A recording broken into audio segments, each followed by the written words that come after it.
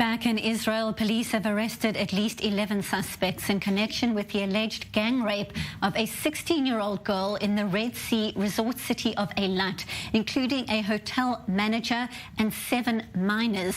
Police saying they want to extend the remand of 2 other minors arrested on Saturday and an adult detained last week. The first 2 arrests were men in their late 20s from northern Israel.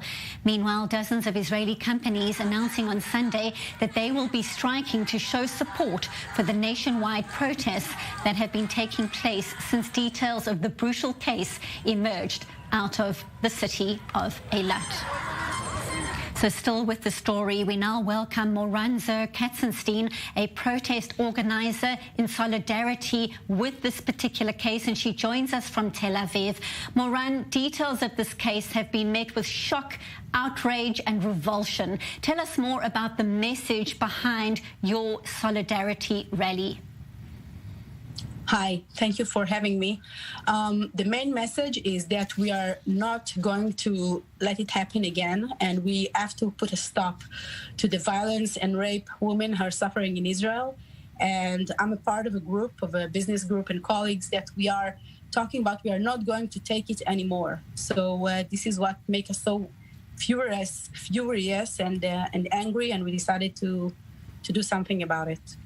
Moran, that anger that you're describing is almost palpable in the country right now. We know, of course, that both Benjamin Netanyahu and Benny Gantz have both expressed strong condemnation in this particular case. The Prime Minister saying it's not only a crime against the girl, it's a crime against humanity itself. What more do you want to hear from authorities about the cases against women across the country?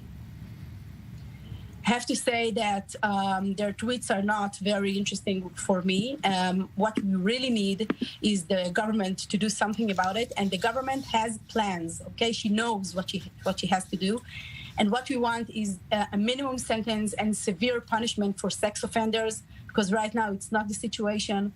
We want to include women in policy settings. It's very much important. I think it's influencing everything. We want sexual education in schools and for every age.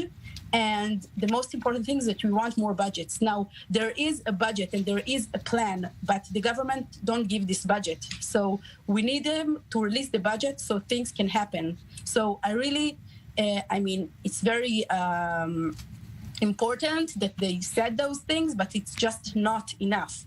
They need to give the budget and do the things that we are asking them to do.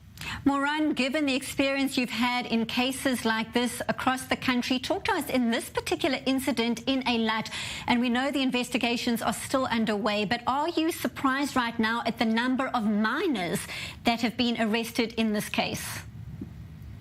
I must say that I don't count the number of the number of rapists. I mean, I don't care if it was 30 or 20 or 5 or 1. There was one girl, and there were rapers around her, and there was people watching and maybe even filming, and I don't care the amount of people that were there, the amount of men.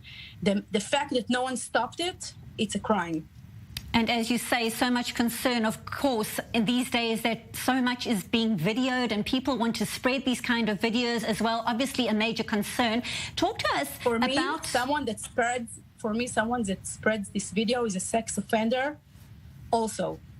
It's going to be interesting to see how the courts deal with exactly what you're just saying. There is a law about it, actually. There is a law. There are sex offenders. I mean, it's not just for me, for Moran as a person. In Israel law, there are sex offenders, but they need to put more legislation about it and more severe punishments for people that do this kind of stuff and spreading those sex videos. Oh, it's not sex, it's rape. Oh, there's no doubt about that at all. Moran, talk to me as well, though, linked as well to videoing and the response that we've seen in recent days, the so-called victim shaming. How do responses like this happen, where people point fingers at rape survivors, even their parents? How does this affect the number of people, women and girls, who would come forward in separate attacks when they see this kind of thing happening?